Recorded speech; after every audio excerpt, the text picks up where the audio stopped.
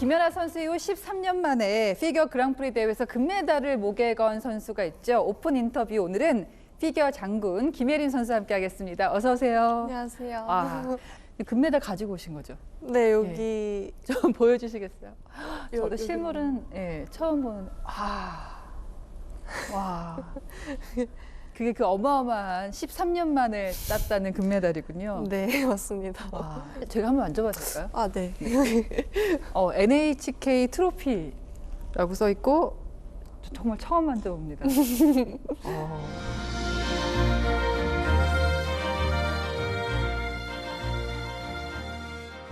우선 NHK 트로피에서 금메달을 따냈을 때 1등이 주는 그 행복감이 정말 크더라고요. 실감이 나나요? 그리고 나중에 NHK 트로피 금메달은 처음이라고 하더라고요, 한국에서. 그쵸. 그래서 그것도 되게 일본에서. 네, 신기하고 또 너무 기뻤어요. 제가 처음으로 이뤄낸 게 있다는 게. 2022년 김예림 선수에게 정말 의미가 큰 한 해였습니다. 2월에는 베이징 동계올림픽에서 9위를 차지했습니다. 어린 시절부터 꿈꿨던 올림픽이었잖아요. 네. 제가 올림픽에 나가는 거를 항상 선수로서 매 순간 이렇게 꿈꿔왔고 늘 최종 목표라고 이렇게 말을 했었는데 그거를 실제로 이루게 돼서 너무 기뻤고 올림픽에서 늘 선수들이 가장 목표로 하는 클린 연기를 펼쳤기 때문에 네. 그 부분이 이제 더할 나위 없이 아쉬움 없이 좋았어요. 클린이라는 단어를 다른 인터뷰도 보고 자주 쓰더라고요. 네. 김예림 선수만이 내가 실수하지 않는 걸 중시하는 겁니까? 아니면 피겨 선수들의 공통점입니까?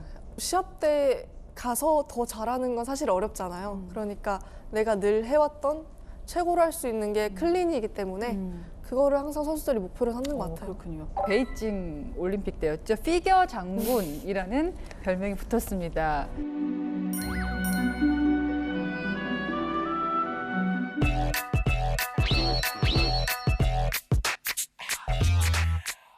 언제부턴가 갑자기 장군? 피겨에 장군이라는 수식어가 붙더라고요. 네. 그래서 처음에 이게 뭐지 싶었거든요. 이제 아무래도 피겨 하면은 뭐 피겨, 우아하고 요정, 여성스럽고. 여왕, 뭐 공주 막 이런 게 그렇죠. 있다가 장군이 붙으니까 이게 뭐지 싶었는데 이제 제가 마지막 수행이 스스로 조금 아쉬웠어가지고 그게 조금 뭔가 판정에 영향이 있지 않을까 막 이러면서 혼자서 이런 아무런 의식 안 하고 그렇죠. 그냥 보였던 모습이 되게 재밌게 그러니까 집- 담겨진 것 같아요. 그 피겨 장군이라는 별명하고 더불어서 흥미롭게 본 게 몸을 풀 때 전력 질주를 하더라고요.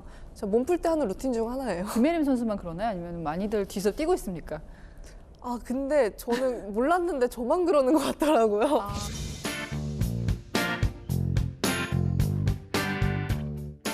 아무래도 몸을 확 한번 쓰니까 네. 좀 긴장도 풀리는 게 있는 것 같긴 해요. 그것도 장군 같았습니다. 자, 베이징 동계올림픽에서 화제가 됐던 게 쇼트 음악이었잖아요. 사랑의 꿈. 네. 이걸 김연아 선수가 추천해줘서 화제가 됐거든요. 네 맞아요. 세계 선수권이 캐나다에 있어서 네. 캐나다로 갔는데 그때 코로나로 갑자기 대회가 취소가 된 거예요. 안무가한테 네. 안무라도 받고 가자. 캐나다까지 왔으니까 이랬는데 그 선곡을 생각해 놓은 게 없어서 그걸 어떡하지 하고 있었거든요. 그래서 이제 급하게 연아 언니라면은 뭔가 좀 추천해 주실 수 있지 않을까 이런 생각이 들어서 이제 연락을 했는데 그때 이제 그 사랑의 꿈을 딱 보내주시면서 이거 괜찮을 것 같다 하셔가지고 엄마랑 이제 뭐 코치님이랑 다 같이 들어봤는데 너무 좋은 거예요. 타노 점프가 특기더라고요. 네. 점프가 사실 저희가 알기로는 키가 클수록 불리합니다. 불리하다고 들었어요. 네. 그 사실인가요? 네, 아무래도 키가 크다 보면은 선수들이 또 성장기를 겪잖아요. 그러다 보면은 전에 어렸을 때는 그냥 너무 쉽게 해왔던 건데 왜 이게 안 되지? 이렇게 하면서 혼란을 겪는 선수들도 되게 많고 아무래도 길다 보면은 예. 좀 느려지잖아요. 그래서 그런 게 조금 힘들었어요. 키가 170.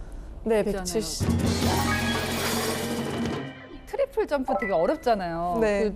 한 번에 될 게 아니잖아요. 그쵸. 7살에 시작해서 몇 년 걸렸습니까? 그러니까 처음으로 트리플을 랜딩해낸 게 초등학교 4학년? 4학년 때였던 것 같아요. 너무 어리니까 네. 이게 진짜 내가 성공을 시킨 건가 제대로 한 게 확신이 맞나 없는 네, 확신이 없는데 이제 그럴 땐 코치님이 너 지금 너 한 거야. 제대로 한 거라고 막 이렇게 하면은 막 엄마랑 되게 신나가지고 엄마한테 막 뭐 사달라 그러고 어리니까 이제 점프를 선수들이 처음 성공시키는 데까지 시간도 오래 걸리고 되게 힘들어해요. 그래서 거기서 어떻게 보면은 선수 생활을 이어나가느냐 아니면 그냥 그만두느냐 거기서 갈리는군요. 거기서도 많이 갈리는데 그때 그 점프를 막 성공시키면 막 떡을 돌린다든가 막 이런 식으로 어머니 뭐 하셨어요?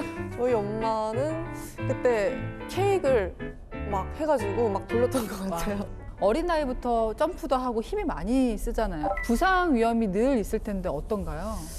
저는 또 다른 선수들에 비해 부상을 조금 여러 차례 겪은 편이었는데 저는 일단 발가락 같은 데도 뭐 골절됐었었고 그다음에 발목도 많이 다치고 아무래도 랜딩 착지하다가 이게 뭐 삐끗하면은 쉽게 또 부상을 당하는 경우가 많아서 다행히 다치는 거에 대한 두려움은 없었고 대신 이제 다치고 나서 뭔가 다시 복귀하기까지가 너무 시간이 걸리잖아요. 네, 지루하고 막 불안감도 좀 컸었던 것 같아요. 힘이 되어주신 분은 역시 뭐 부모님일까 아니면은 어떤 특별한 다시 동력을 주신 분이 있습니까?